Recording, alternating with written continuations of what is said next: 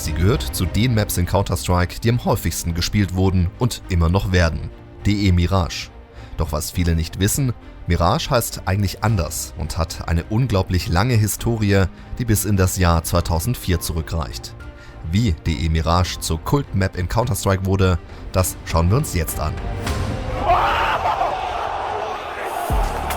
Der Erfinder von Mirage heißt Michael oder Mikael Hill, Nickname Babkes.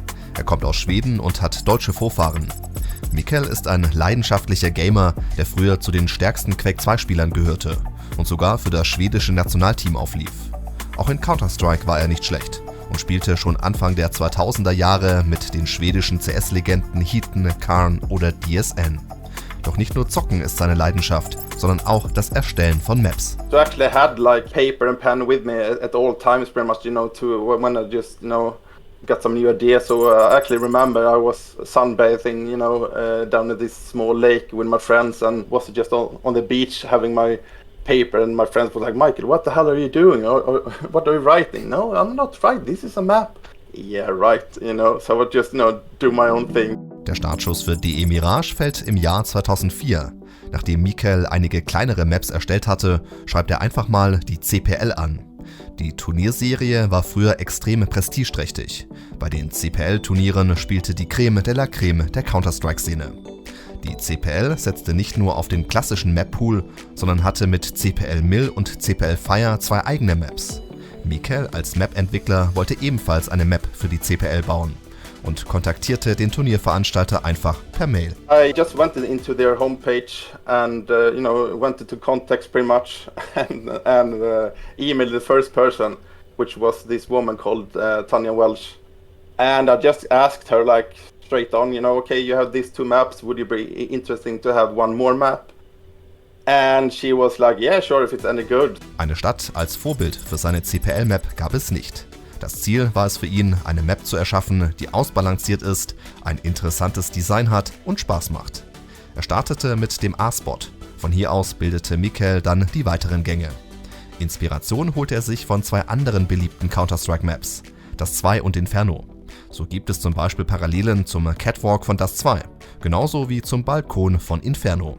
Und auch bei den Texturen orientierte er sich an CPL Fire. I just tried to, the best I could and create my own map, which was, have the style of Inferno with the roofs, but at the same time I wanted, to have something different, which in this case is like when you walk on the catwalk, you can see bomb site B, and then if you turn left, you can see bomb site A, which I think is pretty cool that you can see both sides. I just, tried to fool around with that a bit and, try to just create, I guess, my own version of, the best maps out there. Die Map war damals quasi ein Best-of von Das 2, Inferno und CPL Fire, mit zusätzlichen eigenen Ideen von Mikael.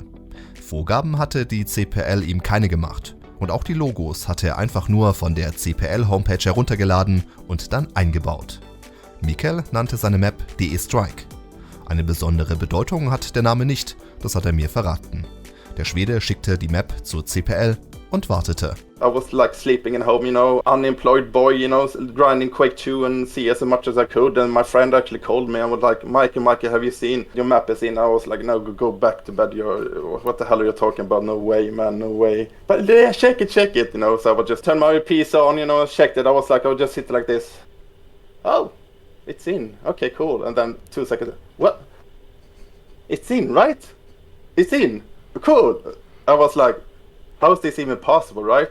So yeah, I was just shocked, I would say. Geld hat Mikael übrigens für das Erstellen der Map von der CPL nicht bekommen. Das war ihm aber auch nicht wichtig. Für ihn war es einfach nur cool, dass DE CPL Strike jetzt weltweit gespielt wurde.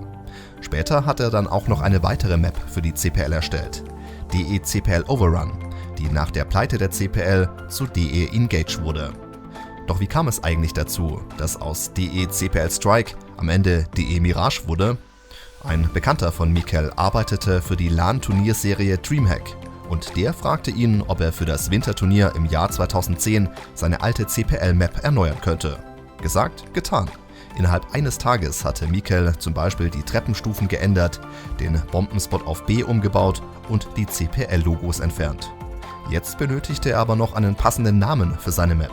this map, what does it look like, right? And what kind of environment is this based in, and what kind of theme do I have on this map? Okay, so it looks a bit like Inferno, looked a bit like dust, you know, and then dust, okay, that's perhaps from sand, you know, and all. I just started to think a lot.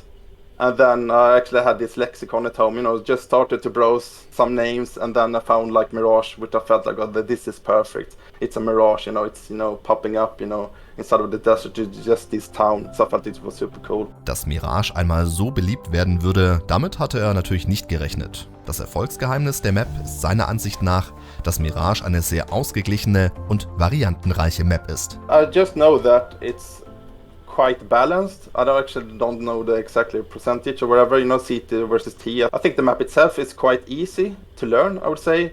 But at the same time, you have so many options like around middle place, you know, you got all the boost and you got the underground and you have the connection as well that you can smoke, but you can still see over the smoke if it's, you know, it's just so open in a way that you can do so many different kind of tactics.